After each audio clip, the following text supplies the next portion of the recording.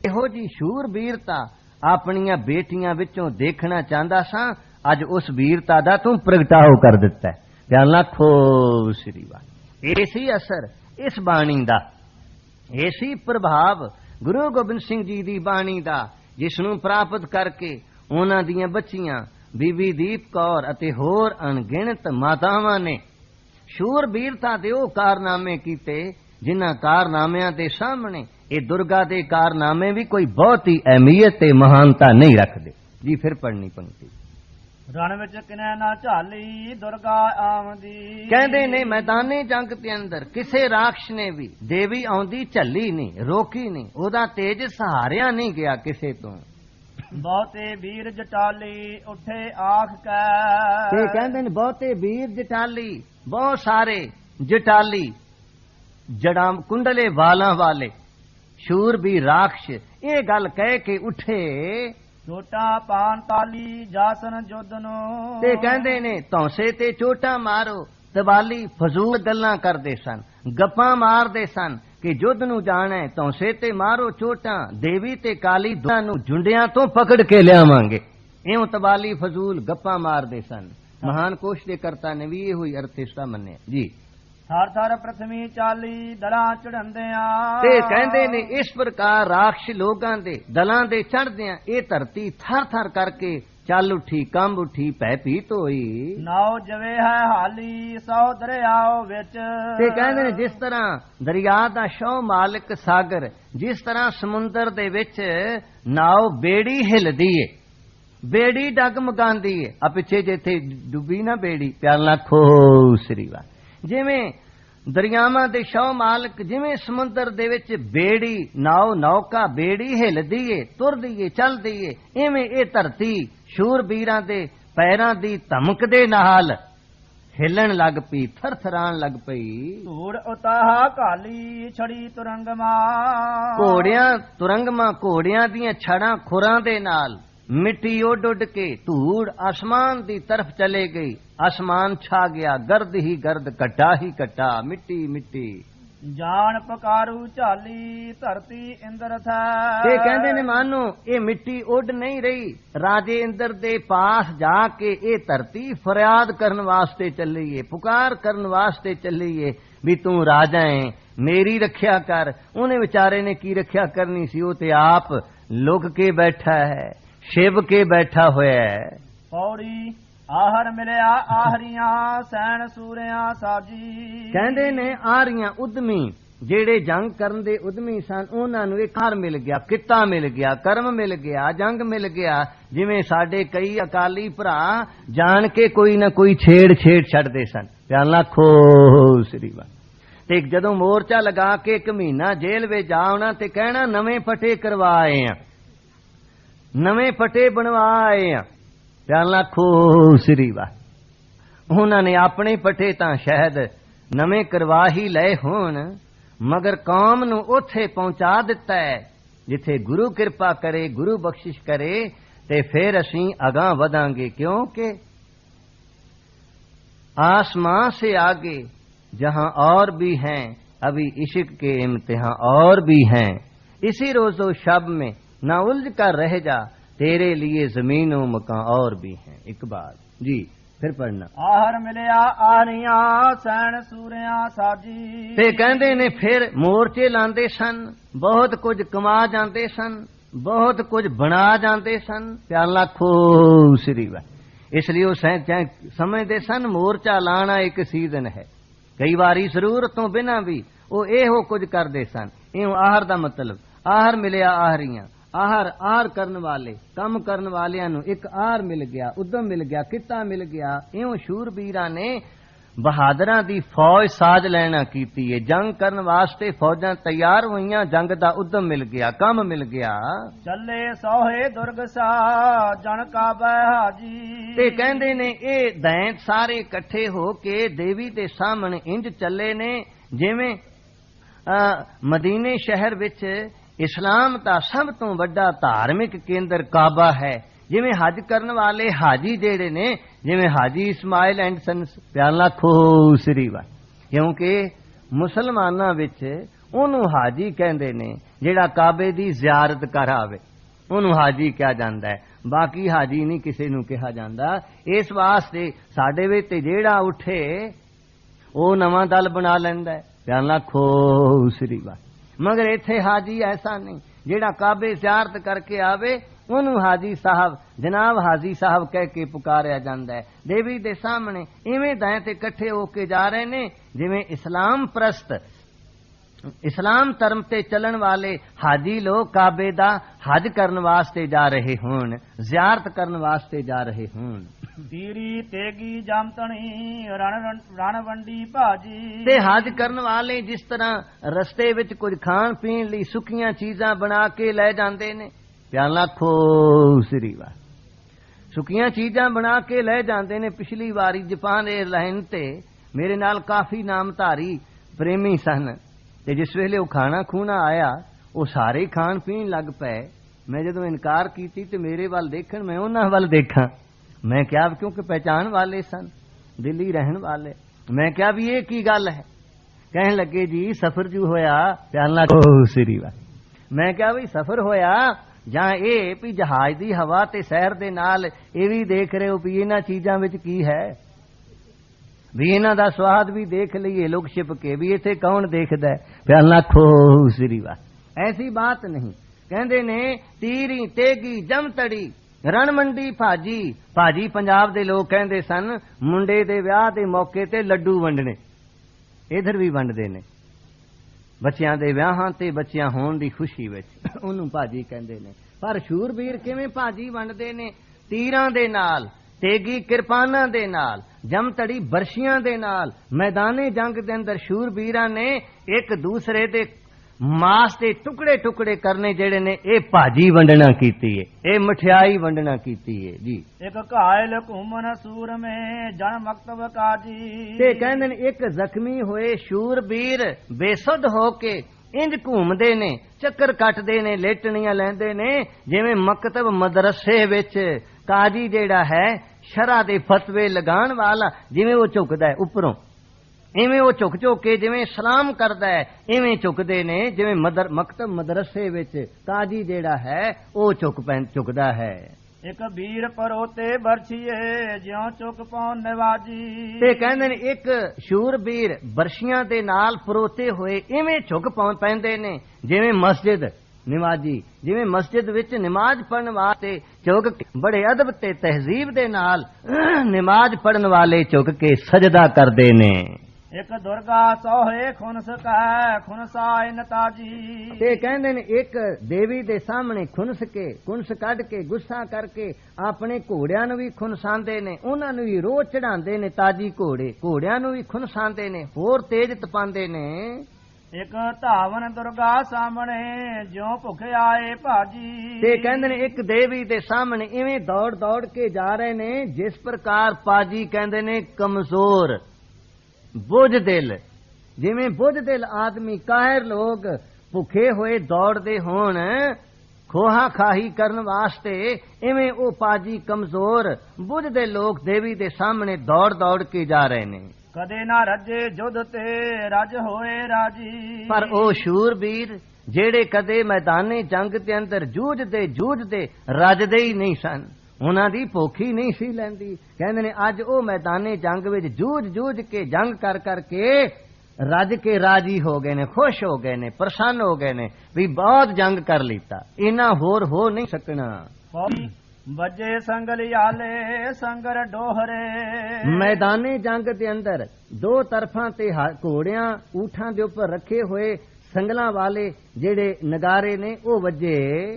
ਦਹੇ ਜੋ ਖੇਤ ਜਟਾਲੇ ਢਾਹਾ ਜੋੜ ਕੇ, ਹਾਥਾਂ ਜੋੜ ਕੇ ਆਪਣੇ ਆਪ ਨੂੰ ਪਿੱਠ ਦੇ ਨਾਲ ਪਿੱਠ ਜੋੜ ਕੇ, ਕੰਧ ਦੇ ਨਾਲ ਕੰਧ ਜੋੜ ਕੇ, ਕੁੰਗਰਾਲੇ ਵਾਲਾਂ ਵਾਲੇ ਜਟਾਲੇ ਜਟਾਂ ਵਾਲੇ ਕੁੰਡਲਿਆਂ ਵਾਲਾਂ ਵਾਲੇ ਜਿਹੜੇ ਸ਼ੂਰਬੀਰ ਨੇ ਉਹ ਮੈਦਾਨੇ ਜੰਗ ਦੇ ਅੰਦਰ ਜੁਟੇ ਹੋਏ ਨੇ। ਨੇਜੇ ਬੰਬਲੀਆਲੇ ਦਸਨ ਓਰੜੇ, ਨੇਜੇ ਬੰਬਲੀਆਲੇ ਫੁੰਮਣਾ ਵਾਲੇ ਸੋਹਣੇ ਸੋਹਣੇ ਨੇਜੇ ਜਿਹੜੇ ਨੇ ਜਿਨ੍ਹਾਂ ਦੇ ਨੇਜਿਆਂ ਨਾਲ ਫੁੰਮਣ ਵੱਜੇ ਹੋਏ ਨੇ ਉਹ ਝੁਕੇ ਹੋਏ ਅਸਮਾਨ ਦੀ ਤਰਫ ਮੈਦਾਨੇ ਜੰਗ ਦੇ ਅੰਦਰ ਦਿਸਦੇ ਨੇ।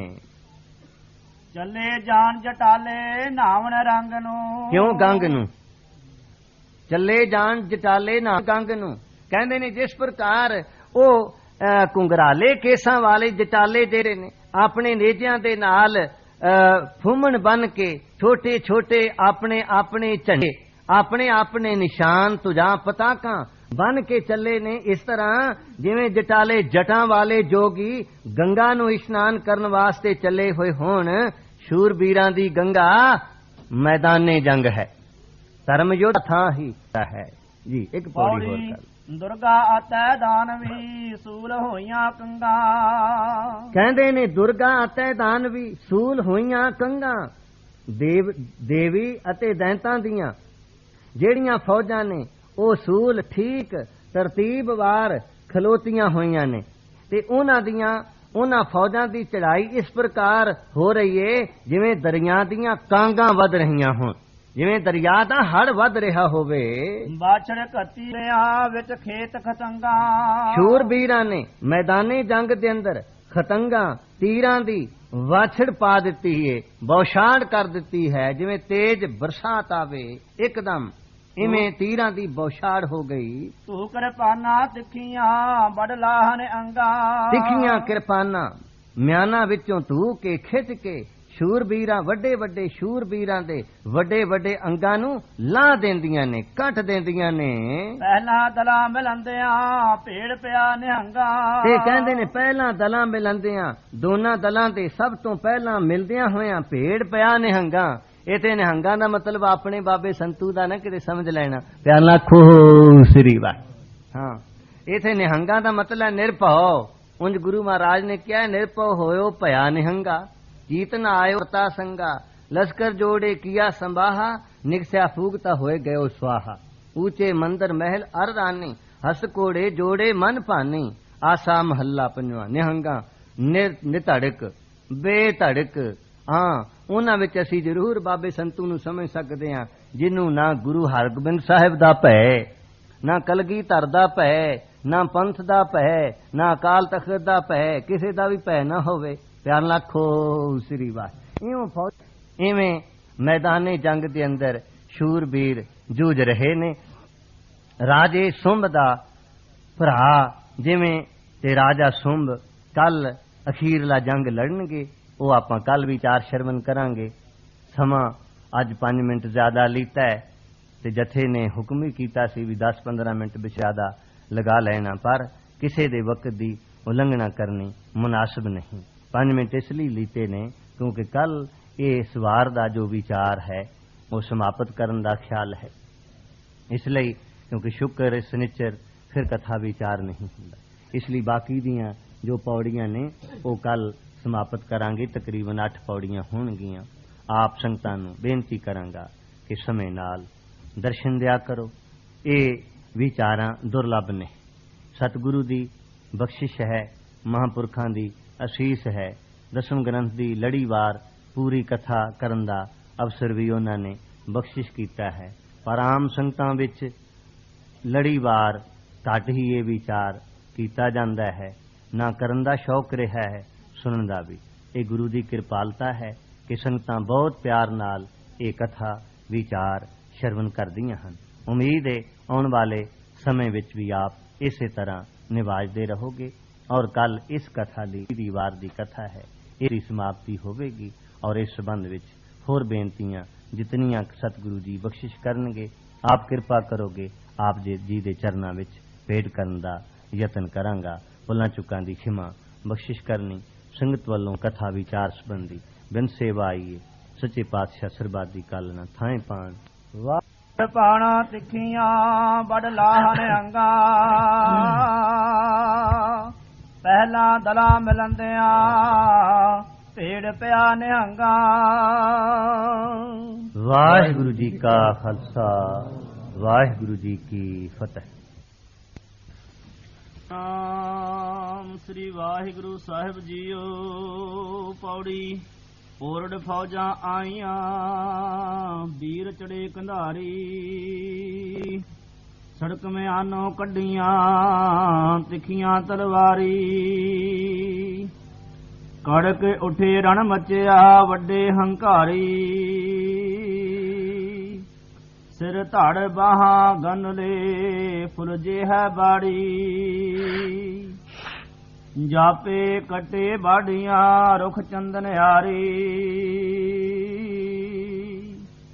ਸਿਰ ਧੜ ਬਾਹਾਂ ਗਨਲੇ ਫੁੱਲ ਜੇ ਹੈ ਬਾੜੀ ਜਾਪੇ ਕਟੇ ਬਾੜੀਆਂ ਰੁਖ ਚੰਦਨ ਹਾਰੀ। ਵਾਹਿਗੁਰੂ ਜੀ ਕਾ ਖਾਲਸਾ ਵਾਹਿਗੁਰੂ ਜੀ ਕੀ ਫਤਿਹ। परम सत्कार सम्मान योग गुरु रूप खालसा साध संगत जीओ साहिबे कमाल साहिबे जमाल पीरान पीर मीरान मीर सरवरे कायनात कुल आलम दे सुल्तान राजान राज पानान पान देवान देव उपमा महान दे समर्थ साहिब तन तन श्री गुरु ग्रंथ साहिब महाराज जी दी पवित्र हजूरी विखे शिशोभत हो के आप जी ने अमृत रूप पावन पवित्र अमृत गुरबाणी जी दा अमृत रूप शब्द कीर्तन गुरु के साजे निवाजे कीर्तनियां पासों श्रवण कीता है। जदों तो इस संसार दी रचना रचाई गई है जदों तो संसार वजूद विच आया जदों तो पुरख प्रकृति माया अते ईश्वर आदम ते इस्तरी होंद विच आए हन उदों तो इस्तरी दी महानता नूं कमजोर करन दे बड़े यतन हुंदे रहे हन। इसे कारण कुछ धार्मिक लोगां दा ख्याल सी इस्तरी प्रभु दी प्राप्ति विच रुकावट इस्तरी प्रभु तक मनुख नूं पहुंचण नहीं देंदी इस्तरी मनुख नूं प्रभु वल्लों गुमराह करदी है इस्तरी सत परमेश्वर दे संबंध विच भुलेखा पांदी है। इस दे त्याग दे नाल ही कोई मनुख प्रभु दी प्राप्ति कर सकदा है। एहो ही कारण है कि दुनिया दे प्रमुख धर्म ग्रंथ ये कहते ने कि इस्तरी मनुख नूं सही मंजिल ते पहुंचण नहीं देंदी। बाइबल दे ख्याल मुताबिक पहली इस्तरी ने मनुख तो अजिहियां भुलां करवाइयां कि ओ पिता परमेश्वर दे स्वर्ग दे राज विचों गिराया गया। इसनूं होर थोड़ा जिहा तफसीर नाल समझिए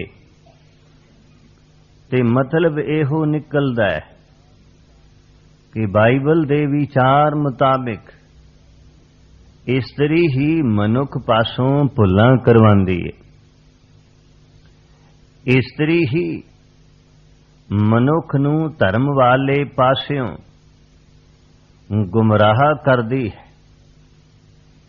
ਜਦੋਂ ਕਿ ਗੁਰਮਤਿ ਨੇ ਇਸ ਵਿਚਾਰ ਨੂੰ ਇੰਜ ਨਹੀਂ ਮੰਨਿਆ, ਇਹ ਤੇ ਉਹੀ ਵਿਚਾਰ ਹੈ ਕਿ ਮਨੁੱਖ ਦੀ ਬੜੀ ਪੁਰਾਣੀ ਇਹ ਫਿਤਰਤ ਹੈ, ਗਲਤੀ ਆਪ ਕਰਨੀ, ਦੋਸ਼ ਕਿਸੇ ਹੋਰ ਨੂੰ ਦੇਣਾ, ਭੁੱਲਾਂ ਆਪ ਕਰਨੀਆਂ, ਬਹਾਨਾ ਲੱਭਣਾ, ਫਲਾਣੇ ਨੇ ਮੇਰੇ ਪਾਸੋਂ ਭੁੱਲ ਕਰਵਾ ਦਿੱਤੀ ਹੈ।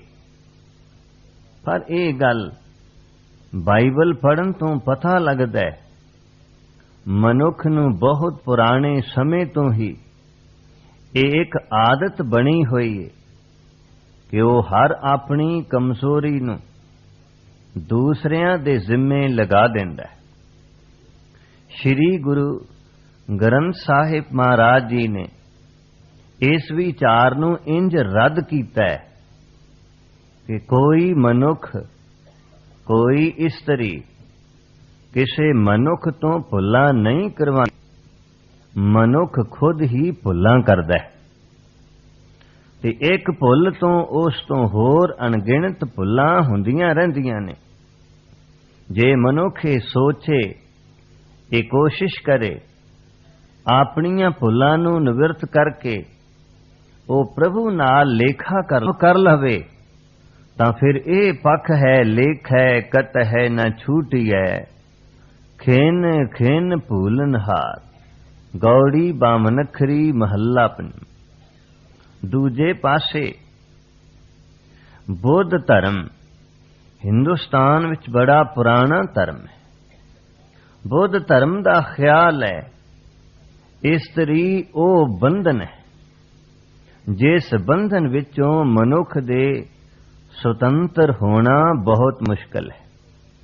ਇਸਤਰੀ ਦੇ ਬੰਧਨ ਵਿੱਚੋਂ ਬਾਹਰ ਨਿਕਲਣਾ ਮਨੁੱਖ ਲਈ ਬਹੁਤ ਔਖਾ ਹੈ, ਬਹੁਤ ਹੀ ਕਠਿਨ ਹੈ। ਇਉਂ ਬੁੱਧ ਧਰਮ ਨੇ ਇਸਤਰੀ ਨੂੰ ਇੱਕ ਬੰਧਨ ਦੇ ਰੂਪ ਵਿੱਚ ਸਵੀਕਾਰ ਕੀਤਾ। ਹਿੰਦੁਸਤਾਨ ਦੇ ਦੂਸਰੇ ਹੀ ਪ੍ਰਮੁੱਖ ਧਰਮ ਜੈਨ ਧਰਮ ਨੇ ਇਸਤਰੀ ਨੂੰ ਮਨੁੱਖ ਦੇ ਬਰੋਬਰ ਕਰਮ ਧਰਮ ਕਰਨ ਤੋਂ ਰੋਕਿਆ। ਨਾਲ ਉਹਨਾਂ ਨੇ ਇਹ ਵੀ ਸਮਝਾਇਆ, ਇਸਤਰੀ ਕਿਤਨੇ ਵੀ ਚੰਗੇ ਕਰਮ ਕਰੇ, ਇਸਤਰੀ ਕਿਤਨੀ ਵੀ ਮਹਾਨ ਹੋ ਜਾਵੇ, ਕਹਿੰਦੇ ਨੇ ਉਹਦੀ ਮੁਕਤੀ ਨਹੀਂ ਹੋ ਸਕਦੀ। ਜੈਨ ਧਰਮ ਦੇ ਆਚਾਰੀਆ ਅੱਜ ਵੀ ਮੰਨਦੇ ਨੇ ਕਿ ਜੈਨ ਧਰਮ ਦੇ ਅੰਦਰ ਇਹ ਵਿਚਾਰ ਅੱਜ ਵੀ ਪਰਪੱਕ ਹੈ ਕਿ ਇਸ ਕਲਿਆਣ ਨਹੀਂ ਹੋ ਸਕੇਗੀ। ਹਾਂ, ਜੈਨ ਧਰਮ ਨੇ ਇਸਤਰੀ ਨੂੰ ਇੱਕ ਰਿਆਇਤ ਦਿੱਤੀ ਹੈ। ਉਹਨਾਂ ਦੇ ਮੁਤਾਬਿਕ ਕੋਈ ਇਸਤਰੀ ਚੰਗੇ ਕਰਮ ਕਰੇ, ਦੁਬਾਰਾ ਉਸ ਨੂੰ ਮਨੁੱਖ ਦਾ ਜਾਮਾ ਪ੍ਰਾਪਤ ਹੋਵੇਗਾ, ਮਨੁੱਖੀ ਜਨਮ ਮਿਲੇਗਾ। ਉਹਦੇ ਵਿੱਚ ਫਿਰ ਉਹ ਚੰਗੇ ਕਰਮ ਕਰੇ, ਫਿਰ ਉਹਦੀ ਮੁਕਤੀ ਹੋ ਸਕਦੀ ਹੈ। ਇਸ ਇਸਤਰੀ ਦੇ ਜਨਮ ਵਿੱਚ ਉਹਦੀ ਮੁਕਤੀ ਨਹੀਂ ਹੋ ਸਕਦੀ। ਦੂਸਰੇ ਪਾਸੇ ਇਸਲਾਮ ਹੈ। ਇਸਲਾਮ ਦੀ ਵਿਚਾਰ ਮੁਤਾਬਿਕ ਇਸਤਰੀ ਸਿਰਫ ਮਨੁੱਖ ਦਾ ਦਿਲ ਬਹਿਲਾਨ ਦਾ ਇੱਕ ਸਾਧਨ ਹੈ, ਇੱਕ ਉਹ ਗੁਲਦਸਤਾ ਹੈ ਜਿਸ ਨੂੰ ਦੇਖ ਦੇਖ ਕੇ ਮਨੁੱਖ ਦਾ ਗਮਗੀਨ ਦਿਲ ਥੋੜੀ ਦੇਰ ਲਈ ਖੁਸ਼ੀ ਪ੍ਰਾਪਤ ਕਰ ਸਕਦਾ ਹੈ। ਇਸ ਤੋਂ ਵੱਧ ਇਸਲਾਮ ਨੇ ਇਸਤਰੀ ਨੂੰ ਹੋਰ ਕੋਈ ਮਹਾਨਤਾ ਨਹੀਂ ਦਿੱਤੀ ਕਿ ਉਹ ਔਲਾਦ ਪੈਦਾ ਕਰਨ ਵਾਲੀ ਇੱਕ ਮਸ਼ੀਨ ਜ਼ਰੂਰ ਹੋ ਸਕਦੀ ਹੈ। ਇਸ ਤੋਂ ਵੱਧ ਕੋਈ ਵਿਚਾਰਧਾਰਾ ਨਹੀਂ, ਕੋਈ ਵਿਚਾਰ ਨਹੀਂ। ਜਰਮਨੀ ਦੇ ਇੱਕ ਵਿਦਵਾਨ ਮਿਸਟਰ ਵਾਇਨਗੇ ਦਾ ਖਿਆਲ ਹੈ ਕਿ ਮਨੁੱਖ ਵਿੱਚ ਰੂਹ ਹੈ ਜਿਸ ਨੂੰ ਵੇਦ ਆਤਮਾ ਕਹਿੰਦੇ ਨੇ। ਦੂਸਰੇ ਪਾਸੇ ਕੁਰਾਨ ਜਿਸ ਨੂੰ ਨੂਰ ਕਹਿੰਦਾ ਹੈ, ਕਹਿੰਦੇ ਨੇ ਆਦਮੀ ਵਿੱਚ ਉਹ ਰੂਹ ਹੈ, ਪਰ ਇਸਤਰੀ ਵਿੱਚ ਉਹ ਰੂਹ ਹੀ ਕੋਈ ਨਹੀਂ। ਇੰਜ ਵੱਖ-ਵੱਖ ਵਿਚਾਰਵਾਨਾਂ ਦੇ ਵੱਖਰੇ ਵੱਖਰੇ ਖਿਆਲ ਨੇ, ਵੱਖਰੇ ਵੱਖਰੇ ਵਿਚਾਰ ਨੇ। ਗੁਰੂ ਅਮਰਦਾਸ ਜੀ ਦੇ ਸਮੇਂ ਤੁਲਸੀਦਾਸ ਕਹਿੰਦੇ ਸਨ, ਇਸਤਰੀ ਜੇ ਦੇਖੋ ਤੇ ਅੰਮ੍ਰਿਤ, ਪਰ ਜੇ ਇਸ ਨੂੰ ਗੋਹ ਨਾਲ ਦੇਖੋ ਤਾਂ ਜ਼ਹਿਰ। ਉਹਦੇ ਖਿਆਲ ਮੁਤਾਬਕ ਇਸਤਰੀ ਅੱਧਾ ਅੰਮ੍ਰਿਤ ਹੈ ਔਰ ਅੱਧਾ ਜ਼ਹਿਰ ਹੈ। ਪਰ ਗੁਰੂ ਸਾਹਿਬ, ਗੁਰੂ ਪਰਮੇਸ਼ਵਰ, ਗੁਰੂ ਨਾਨਕ ਦੇਵ ਜੀ ਮਹਾਰਾਜ ਤੋਂ ਜਦੋਂ ਪੁੱਛਿਆ ਗਿਆ, ਉਹਨਾਂ ਨੇ ਇਹਦਾ ਜੋ ਜਵਾਬ ਦਿੱਤਾ ਹੈ ਉਹ ਅੰਮ੍ਰਿਤ ਵੇਲੇ ਦੇ ਕੀਰਤਨ ਦੇ ਨਿਤਨੇਮ ਦੀ ਬਾਣੀ ਸ੍ਰੀ ਆਸਾ ਜੀ ਵਾਰ ਅੰਦਰ ਆਇਆ ਹੈ। ਭਲਾ ਇੱਕ ਮਾਂ ਤੋਂ ਹੀ ਪੁੱਛੋ, ਉਹਦੀ ਨਜ਼ਰ ਵਿੱਚ ਇਸ ਬੇਟੀ ਤੇ ਬੇਟੇ ਦੇ ਸਬੰਧ ਵਿੱਚ ਕਿਤਨਾ ਕੁ ਫਰਕ ਹੋਵੇਗਾ। ਉਹ ਬੇਟੇ ਨੂੰ ਜ਼ਿਆਦਾ ਪਿਆਰ ਕਰਦੀ ਏ ਜਾਂ ਬੇਟੀ ਨੂੰ ਜ਼ਿਆਦਾ ਪਿਆਰ ਕਰਦੀ ਏ। ਕਈ ਵਾਰੀ ਐਸਾ ਵੀ ਹੁੰਦਾ। ਕੱਲ ਪਰਸੋਂ ਹੀ ਜਿੱਥੇ ਠਹਿਰੇ ਹਾਂ ਉਥੇ ਸੱਜਣ ਆਏ, ਦੱਸ ਰਹੇ ਸਨ ਇਹਨਾਂ ਦੇ 3 ਪੁੱਤਰ ਨੇ। 2 ਤੋਂ ਬਾਅਦ ਚਾਹੁੰਦੇ ਸਨ ਘਰ ਵਿੱਚ ਇੱਕ ਬੇਟੀ ਹੋ ਜਾਂਦੀ, ਪਰ ਵਾਹਿਗੁਰੂ ਨੇ ਤੀਸਰਾ ਵੀ ਪੁੱਤਰ ਹੀ ਭੇਜ ਦਿੱਤਾ। ਇਸ ਘਟਨਾ ਤੋਂ ਤੇ ਬੜੀ ਸਫਲ ਹੈ। ਮਾਂ ਦੇ ਪਾਸ ਪੁੱਤਰ ਸਨ, ਪਰ ਉਹ ਚਾਹੁੰਦੀ ਸੀ ਉਹਦੇ ਘਰ ਬੇਟੀ ਵੀ ਹੁੰਦੀ, ਕਿਉਂਕਿ ਮਾਂ ਦਾ ਦੁੱਖ ਸੁੱਖ ਬੇਟੀ ਨਾਲ ਸਾਂਝਾ ਹੁੰਦਾ ਹੈ, ਪੁੱਤਰਾਂ ਨਾਲ ਇਤਨਾ ਸਾਂਝਾ ਨਹੀਂ। ਭਾਵੇਂ ਉਹ ਚਾਹੁੰਦੀ ਏ ਉਹਦੀ ਕੁਲ ਚੱਲੇ, ਉਹਦਾ ਖਾਨਦਾਨ ਪ੍ਰਫੁੱਲਤ ਹੋਵੇ, ਪਰ ਉਹਦੀ ਨਜ਼ਰ ਵਿੱਚ ਬੇਟੇ ਬੇਟੀ ਵਿੱਚ ਕੋਈ ਵੀ ਫਰਕ ਨਹੀਂ, ਕੋਈ ਵੀ ਅੰਤਰ ਨਹੀਂ। ਫਿਰ ਨਾਲੇ ਇਹ ਵੀ ਤੇ ਨਹੀਂ ਕਿ ਬੇਟਾ ਜਿਹੜਾ ਹੈ ਉਹ ਹੋਰ ਖੂਨ ਤੋਂ ਪੈਦਾ ਹੋਇਆ, ਬੇਟੀ ਕਿਸੇ ਹੋਰ ਖੂਨ ਤੋਂ ਬਣੀ ਹੋਈ ਹੈ।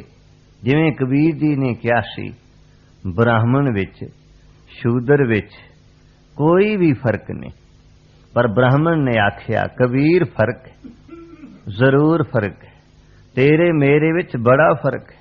ਕਬੀਰ ਜੀ ਕਹਿਣ ਲੱਗੇ, ਮੈਂ ਤੇ ਕੁਝ ਨਹੀਂ ਸਮਝਦਾ, ਜੇ ਤੇਰੇ ਮੇਰੇ ਵਿੱਚ ਫਰਕ ਹੁੰਦਾ ਤੇ ਵਾਹਿਗੁਰੂ ਤੇਰੀਆਂ ਨਾੜੀਆਂ ਵਿੱਚ ਖੂਨ ਦੀ ਗਰਦਿਸ਼ ਦੀ ਬਜਾਏ ਦੁੱਧ ਦੀ ਗਰਦਿਸ਼ ਪੈਦਾ ਕਰ ਦਿੰਦਾ।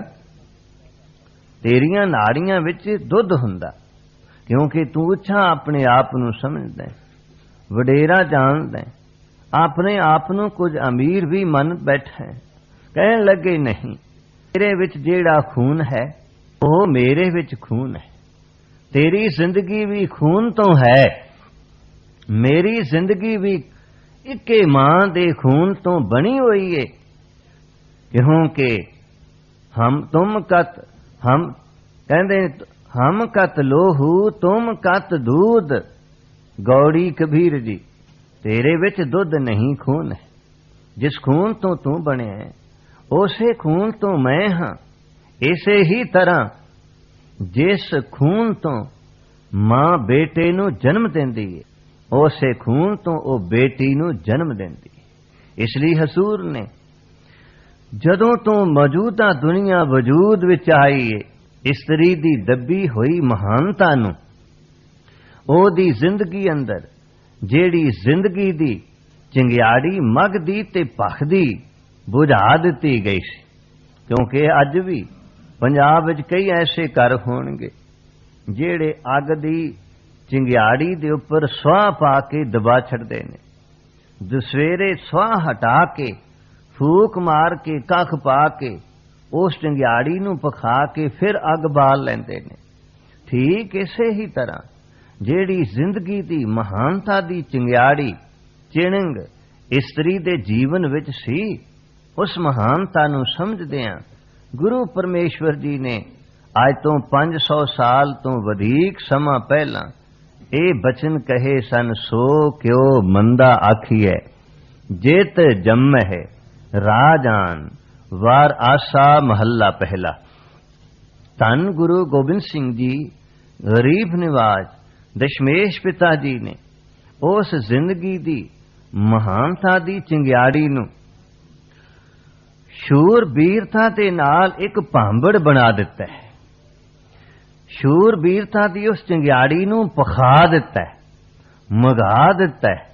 ਆਪਣੇ ਸਿੱਖ ਸਪੂਤਾਂ ਦੇ ਬਰੋਬਰ ਉਹਨਾਂ ਨੇ ਆਪਣੀਆਂ ਬੇਟੀਆਂ ਵਿੱਚ ਵੀ ਉਹ ਸ਼ੂਰਬੀਰਤਾ ਦੀ ਚਿਣਗ ਪਖਾ ਦਿੱਤੀ ਹੈ, ਜਿਸ ਦੇ ਨਾਲ ਉਹਨਾਂ ਨੇ ਆਪਣੀ ਜ਼ਿੰਦਗੀ ਦੇ ਅੰਦਰ ਉਹ ਸ਼ੂਰਬੀਰਤਾ ਦੇ ਕਾਰਨਾਮੇ ਕੀਤੇ ਨੇ ਜਿਹੜੇ ਗੁਰੂ ਕੇ ਸਿੰਘ ਕਰਦੇ ਰਹੇ। ਇਸੇ ਲਈ